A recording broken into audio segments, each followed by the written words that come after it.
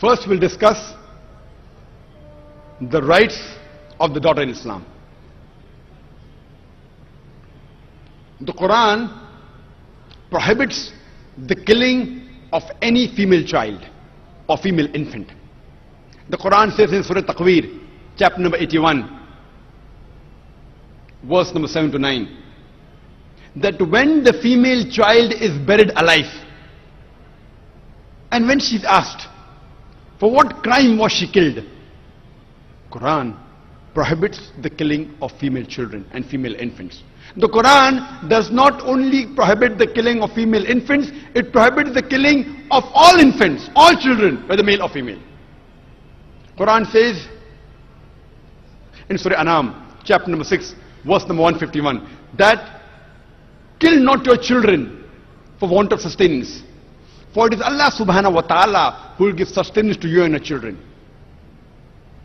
Allah repeats the message in Surah Isra, chapter number 17, verse number 31. Kill not your children for want of sustenance. For it is Allah subhanahu wa ta'ala who will give sustenance to your children and you. For killing of children is a major sin. There was a program that came on BBC.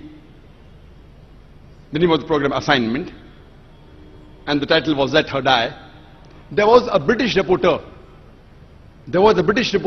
by the name of Emily Buchanan, who comes from UK and does a survey of India, and she says that every day more than 3,000 fetuses are being aborted in India after they are identified that they are females.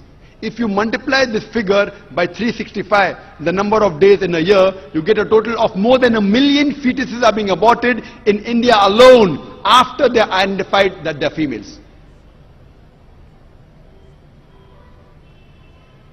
And according to the Tamil Nadu government hospital report, it says out of 10 female children born alive in the Tamil Nadu government hospital, 4 are put to death. And there are big billboards and hoardings in states such as Rajasthan and Tamil Nadu saying, spend 500 rupees and save 500,000 rupees. Indicating, spend 500 rupees and do the ultrasonography. Identify that the child you're carrying is a female and abort her and save the couple of lakhs in upbringing her and the balance few lakhs in dowry. Spend 500 rupees and save 500,000 rupees. Very good bargain. If this evil practice of female infanticide and female feticide, because of this evil practice, you find the sex ratio in India, it is imbalanced. According to the census of 1901, for every 1,000 males in India, there were 972 females in 1901 census.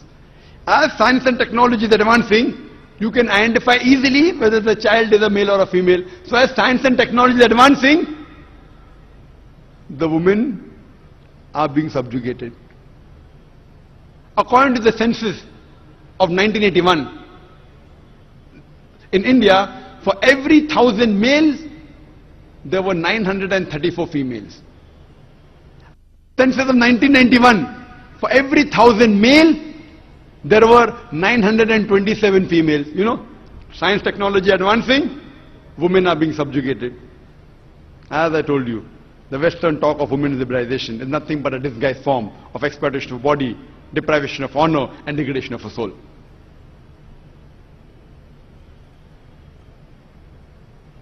If this evil practice of female infanticide and female feticide stops, even in India, in the next few decades, the male and the female ratio, inshallah, would become equal.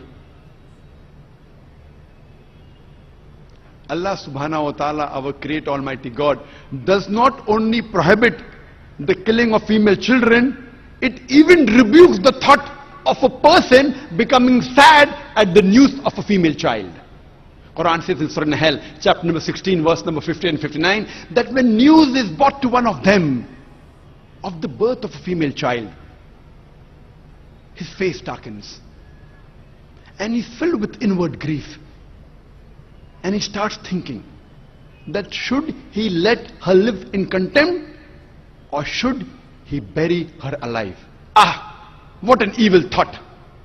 The Quran rebukes the thought of a person becoming sad at the news of a birth of a female child. Leave aside killing, even thinking, and you becoming sad when you come to know you have given birth to a female child. Allah subhanahu wa ta'ala does not like it. He rebukes it. Our beloved Prophet Muhammad sallallahu alaihi wasallam, he said, it's mentioned in Ahmad ibn Hanbal, it's a Sahih hadith, volume number 4, hadith number 2104. The beloved Prophet said that anyone who upbrings two daughters with love and affection till they grow up, they'll be as close to these two fingers on the day of judgment. And he kept both his two fingers together. They'll be as close to these two fingers, as close to me as these two fingers on the day of judgment. There's another Sahih hadith in which the Prophet said that anyone who upbrings two daughters with love and affection till they grow, they shall enter Jannah. Our beloved Prophet Muhammad sallallahu alaihi wasallam, he did not only talk about equality, he actually practiced it. Once there was a man who kissed his son and placed him on one of his laps, but did not do the same for his daughter. The Prophet objected and said that the man was unjust. He should have even kissed his daughter and placed her on the other lap.